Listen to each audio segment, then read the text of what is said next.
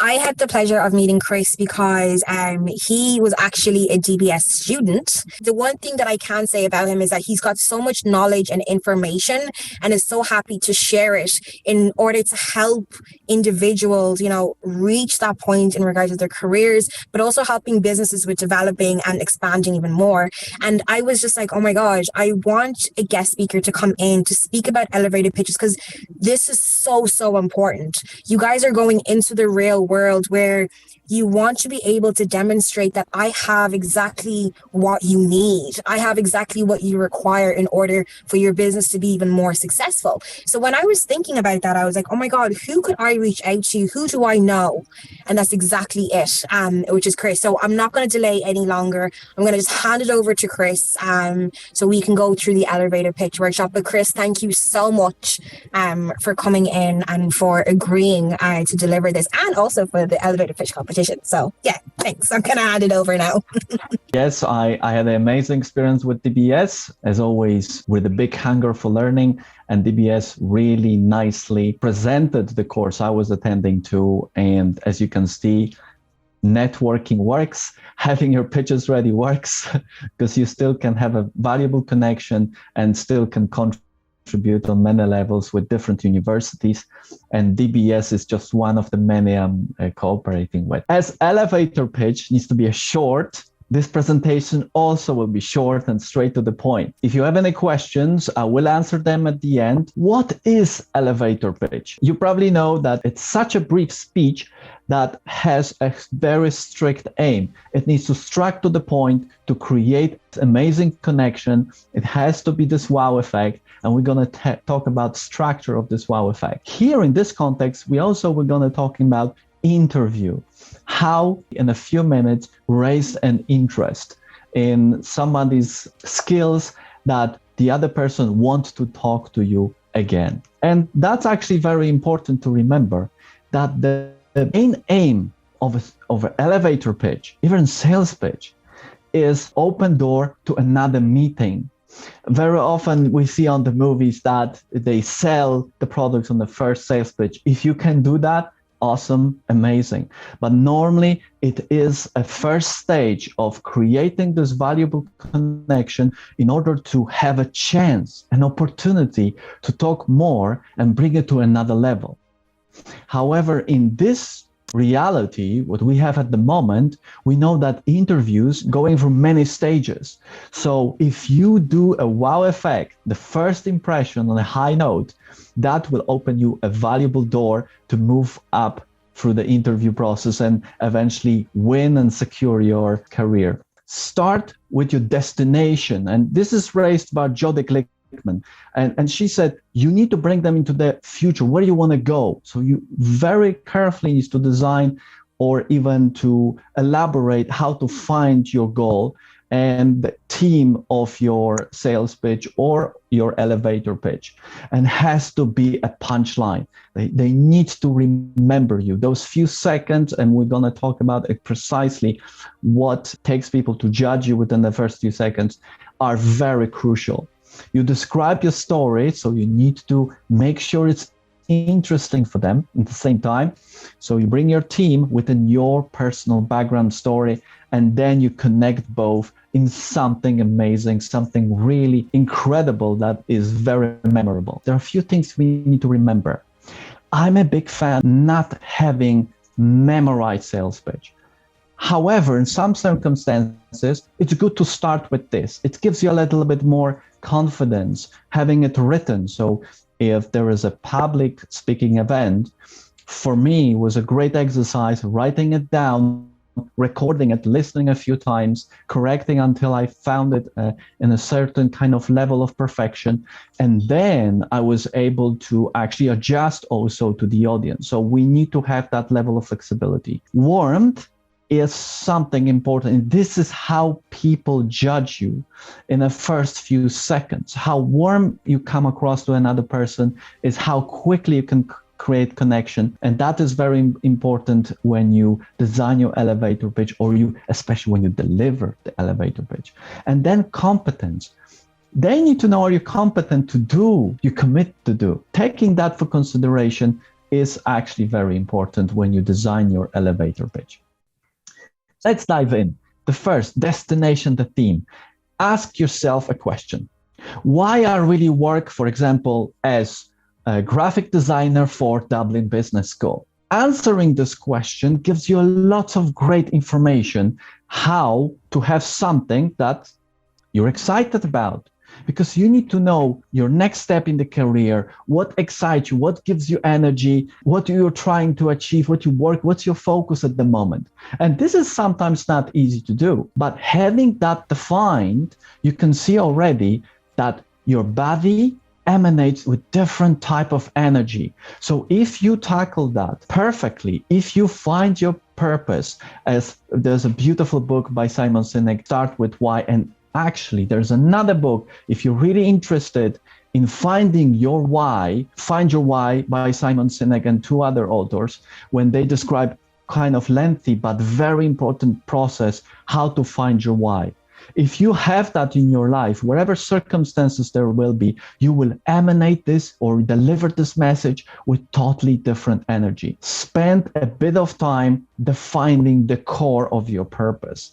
What you're about, why do you really want to work for this company doing this specific thing? So that's the step number one. When you have that defined, engage with your backstory. Now, what's the difference between backstory and your background?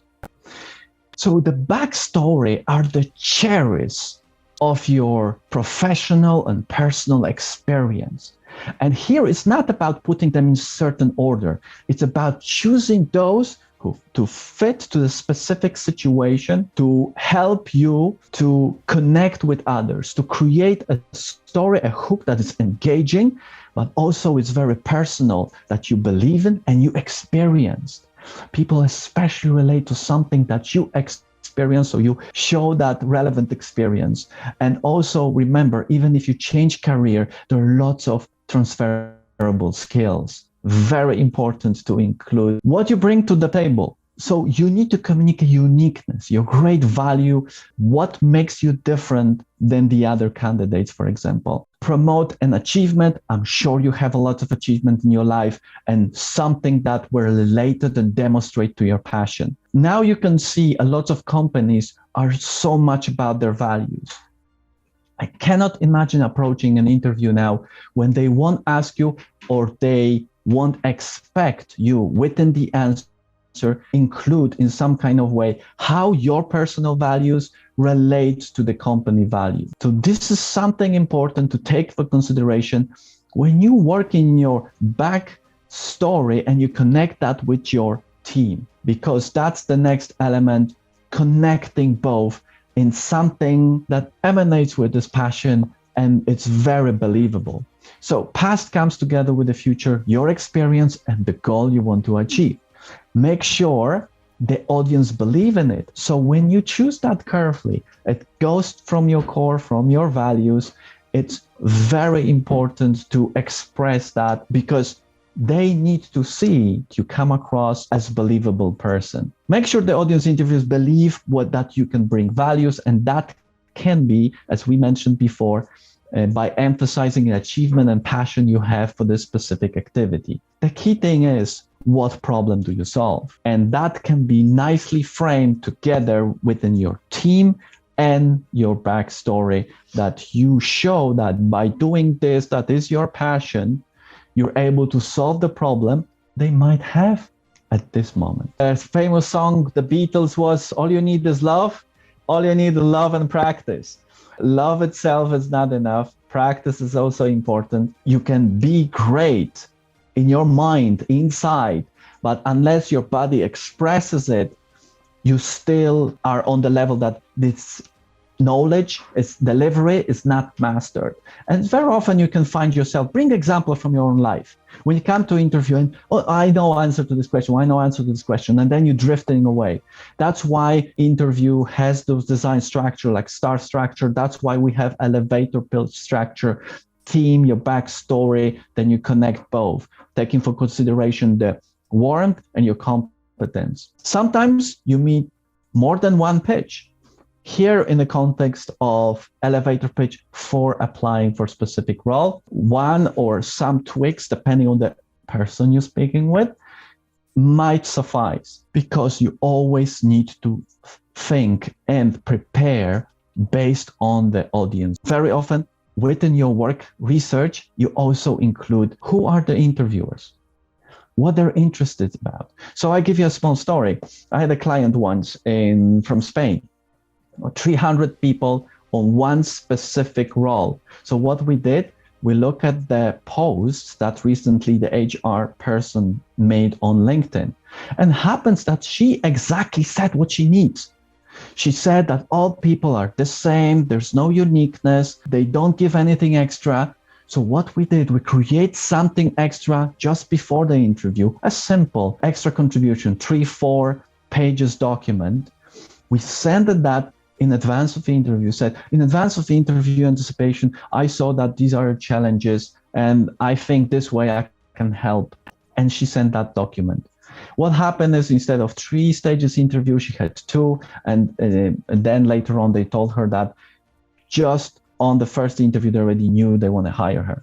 So it's so important to find a new way, a unique way, addressing the audience. If someone is interested in techniques of extra contribution, I have some Udemy courses, so you can ask me at the end of the session. And very important, what they care about. So if you tackle all those, you cover them, you really are on a great way to win the next meeting, the next opportunity to show yourself with much more details and much more value. So let's summarize the process. Identify your goal team, take your story, combine both. When you have that all combined, now what we're gonna do, we're gonna connect with the person. So everything has to be prepared before. Now we meet the person and how to connect with them and emanate this warmth, engage with the questions. Questions are very powerful. On sales trainings, is very important is the art of asking the right questions. And you actually are silent for 70% of time and only talk for 30% of time. You want the other person open yourself. And actually the mastery in real life in relation to elevator pitch is to make sure the other person will be curious enough to ask you, and what actually are you doing? If you have that question, you see already there is an interest. And the same with the sales presentations. You want the other person ask you, so how can you help me to resolve this issue? And of course, the Beatles again, all you need is practice. So building connections, we need to make sure that we create this bond, rapport with the other person. Tony Robbins says he doesn't pitch the person until he creates a rapport. So there's no point, it's a waste of time. Until you connect with them, you don't sell your value. In the interview settings, of course, you share who you are, as we said, in a nice way, team, story, then you connect both.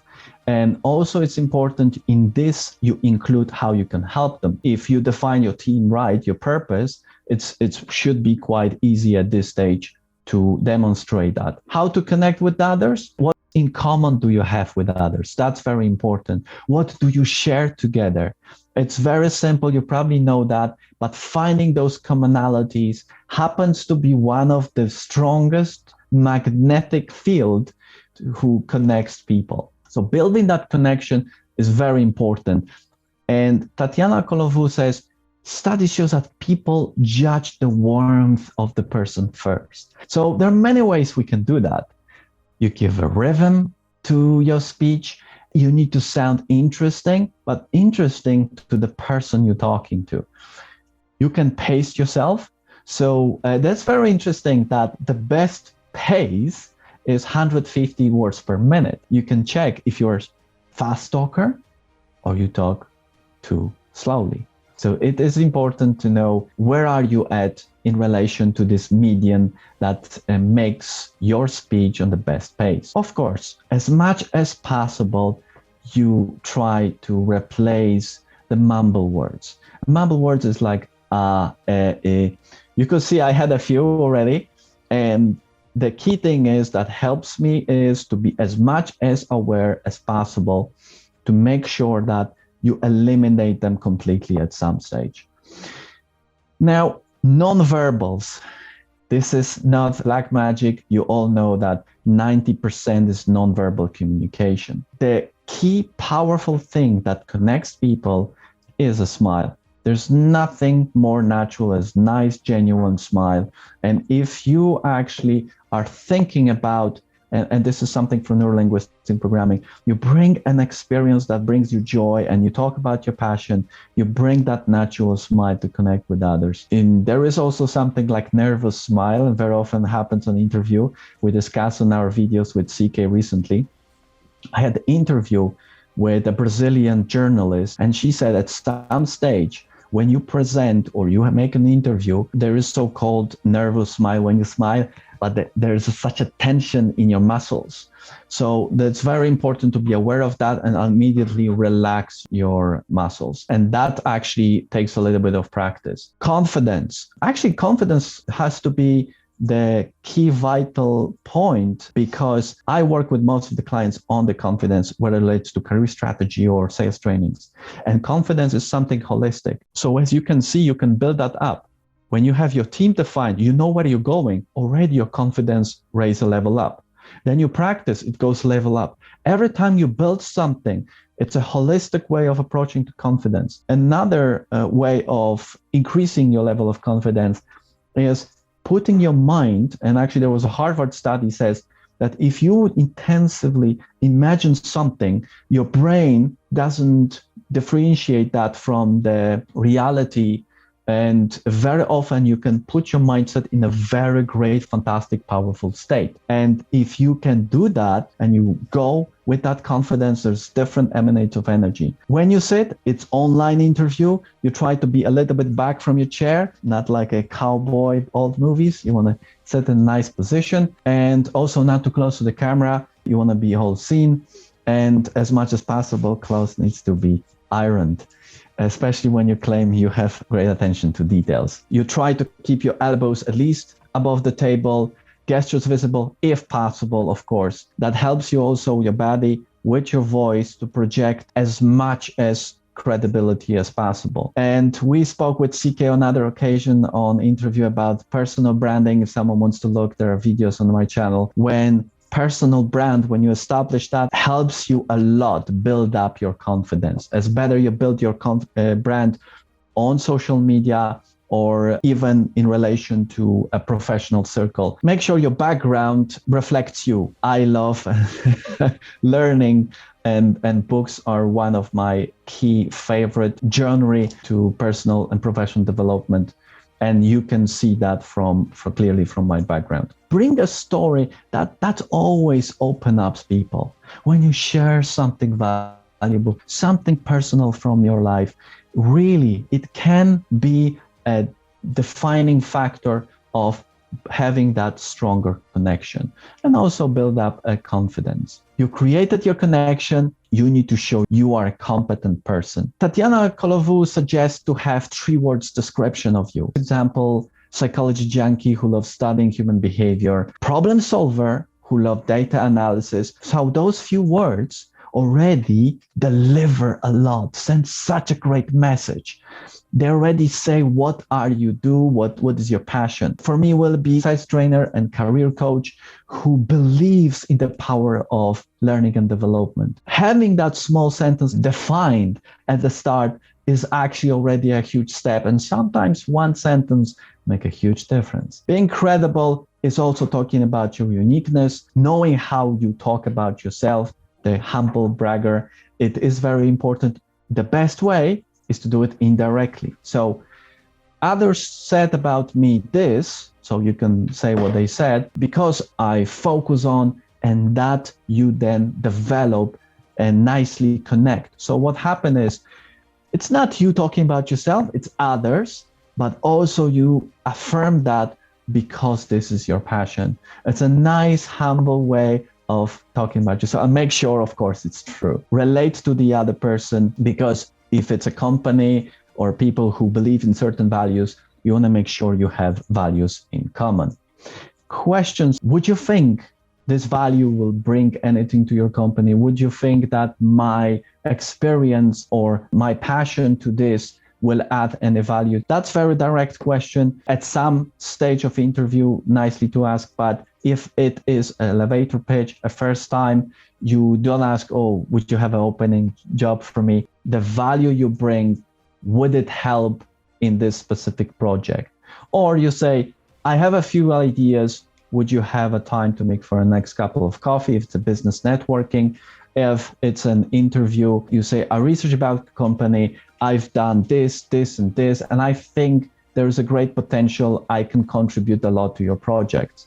So this is something important to take for consideration. And then finishing with, would you see a value in it? And that's a very, very tricky question used in sales. You're not closing directly the sale. You're just asking, would you see a value in it? And if they say, okay, I see a value in it, they made a commitment. From psychological point of view, you create a stronger connection. Beatles again. All you need is practice oral version, written version, and make sure you get feedback. The feedback is the fastest way to master your skill. Robert Greene in his book said, there is no shortcut in professional career. He said the only way to progress faster is to have a mentor. You need to take that into consideration to engage someone in it or record a video. Start with yourself, but be a harsh judge what you see. Try to pick up as many elements as possible, but third party is always the best in relation to practicing your elevator pitch. It's nice to have, I know it's old-fashioned now, business cards, but nowadays I really suggest the last question, do you have LinkedIn account? And very often people do, and it's nice. Now you can scan the barcodes. I, on my business card, have a LinkedIn barcode that straight leads me to my profile. You need to remember when finishing the meeting is to ask for that connection, to ask for the next meeting. At the end of interview, ask for the job. Based on what I told you, would you see that I can bring value to your company?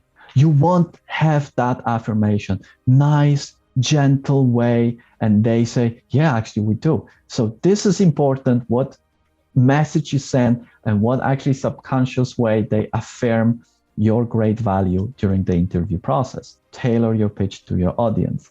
Having that said, if let's say you applying for a job in Dublin Business School, you relate to their values, you relate to values of the people you're speaking with as much as you can.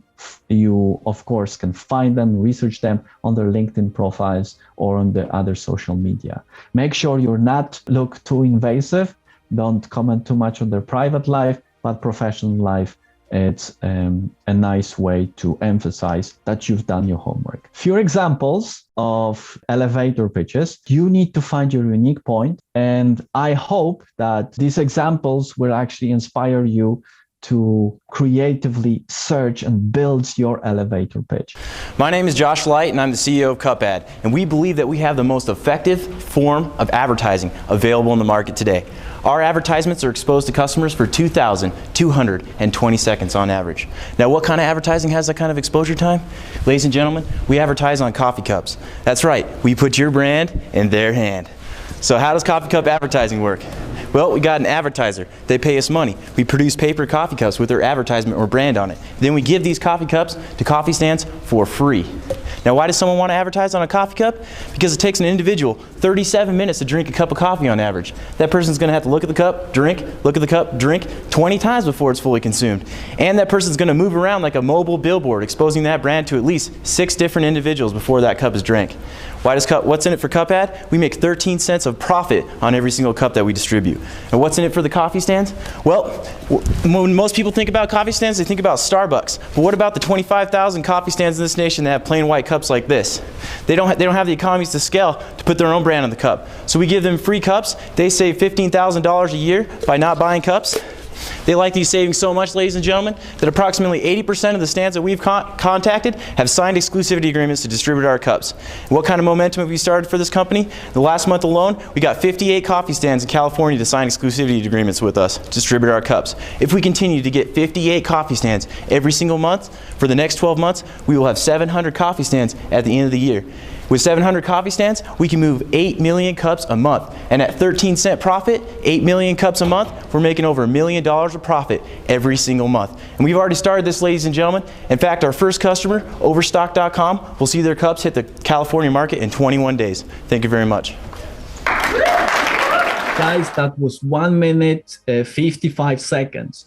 You can see the structure, the famous Aristotle number 3. 1, 2, 3, and that flows very easily with human brain. We memorize things by repetition and using the magic number 3, and that also you can use in your sales pitch. Have a nice funny phrase in the middle that wakes up the brain. Very important. He done his research. How many times people look at their cup during the drinking? So that's another great way of delivering fantastic sales pitch. Actually, I'm happy to say that I work with Utah State University students, and they were the winner that year of the sales pitch. Let's look at another example. It was my second week of college, and I was out of shampoo. So I took an Uber to the nearest Walmart, and by the end of the day, that bottle of shampoo ended up costing me a little bit over $20 after you factor in the price of the Uber. I needed college supply. Imagine the Fruit of the Month Club, but at the beginning of every month, rather than fruit, you receive toiletries, things like shampoo or soap or deodorant. In a random anonymous sample of 14% of the people living in my hall at the University of Dayton, 42% of people surveyed said that they would purchase a subscription to College Supply if it existed, and just over 30% said that they would at least consider it, because it would increase time, decrease stress, and improve the overall health of every user.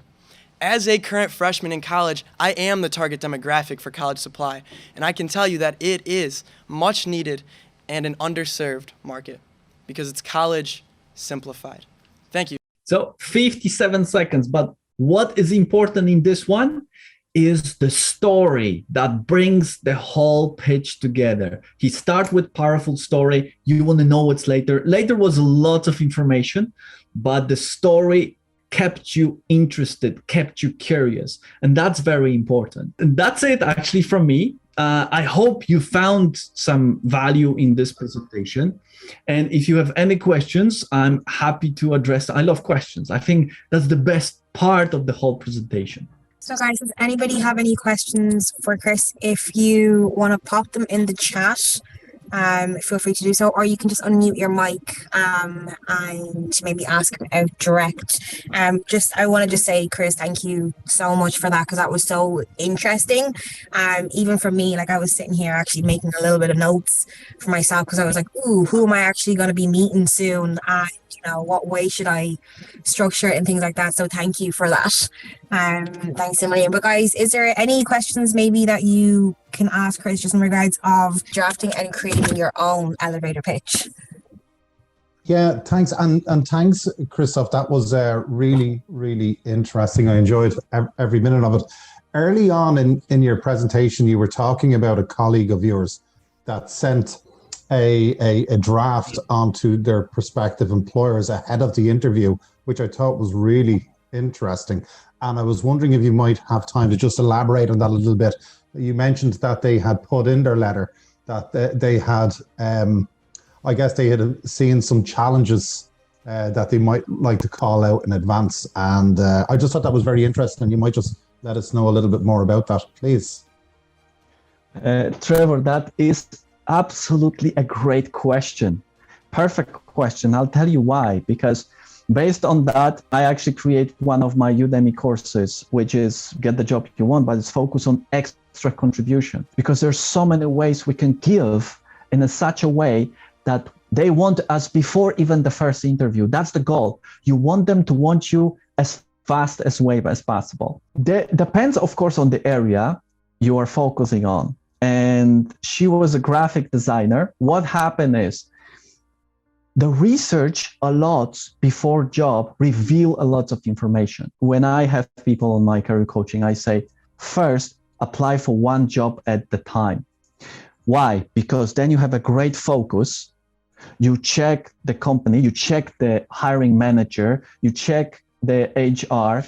And actually this girl posted that, see, even though she received 500, 300 CVs, but this was Spain, so you can imagine was a huge demand, like here for accommodation. She noticed that everybody just click send CV, even sometimes copy the cover message, which is all the same, sometimes addressed with a different name, all the same CV, the same plain message. So what we actually did, we first, like an elevator pitch in a document, we moved that structure into this interactive course, because what happened is, first you create a message about yourself, and because she's a graphic designer, she could do it visually.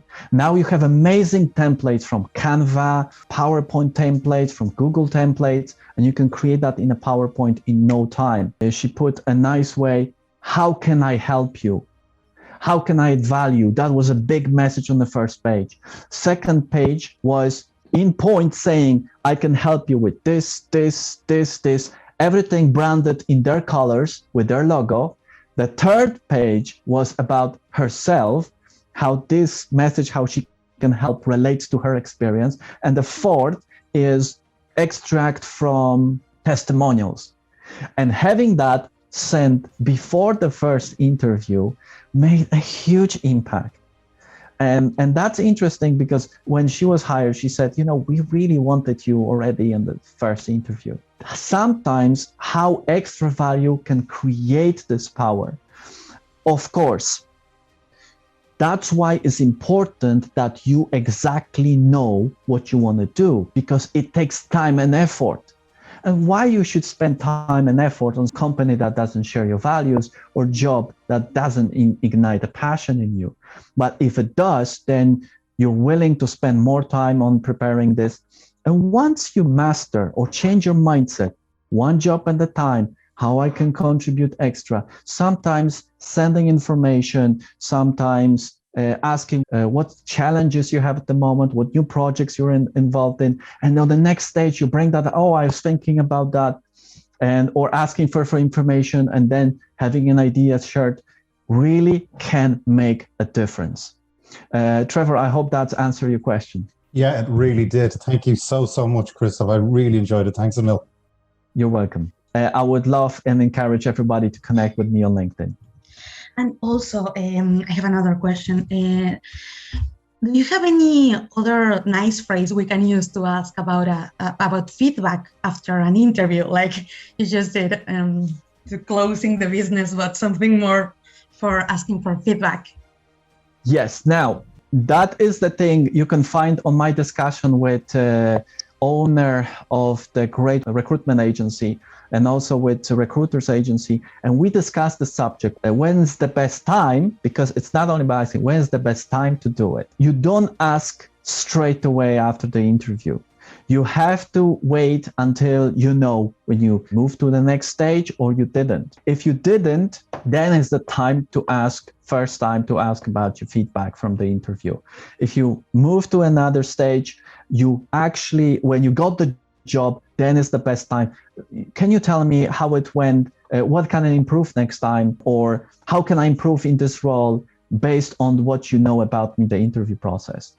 So the key thing is you need to know the result of the interview stage, because the key of the feedback is to improve, of course. But if you pass to another stage, you just go with it, unless you feel that is kind of risky. Unless you feel you passed another stage and you feel, okay, I feel like I could do better. What I would do, I would ask third party instead of the interviewers, or record yourself, put a camera extra just on yourself and see how you see, and ask, could I do that better? And normally it's really hard to get a feedback. I would usually ask everybody I work with, say, give them a call, give the HR person a call, because they provide you with more information on the call than written information. And they can share with you, we think you should do this.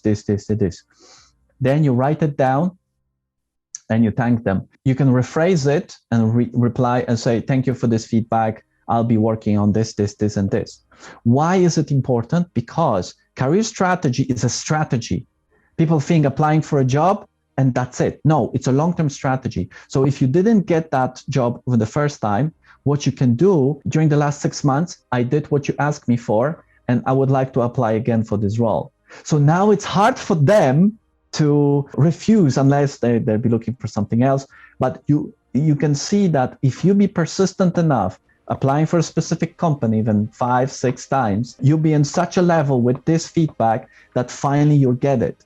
So applying for a job or designing career strategy is something very well thought, that you direct when and how much you want to earn at certain age in 2 years because you want to build a house. It's very connected to your private goals. So you need to remember it's a career strategy. It's not just the interview process. And then positioning, when I go to start working, how I can find a mentor quickly to climb up, to reach my goal within that environment, how I build my natural leadership. The process always contains those 3 elements: prepare for the interview, prepare before the interview, and then positioning with the job. And always you seek feedback when it's possible. But I know I divert a little because there's so much about feedback on each stage. So, and here I would wait when the stage decision is made, then you ask them for feedback. Phone call if possible, you wait a week. If they didn't reply, you ask them again. Normally you ask twice. At some stage, you just move on and try to get feedback from the other places. Thank you very much. I will connect with you on LinkedIn. Thank you. Fantastic. I'm looking forward to it. Chris, there's 2 questions there in the chat. So the first one is from Roberto. Roberto wants to say, hi, I'm interested in one of your programs, a career strategy. What I might say, Chris, is maybe when we send this out to the people who aren't able to attend, we might put some of the links. So if there are programs that people are interested in, the part where they can, here's additional resources that can help you with career strategy. So thank you for that. I also have another question from Nicola. Nicola first wants to say thank you for the amazing presentation.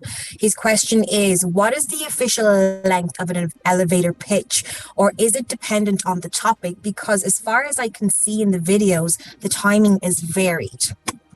Yes, very good question. So it can be from 20 seconds to 2 minutes.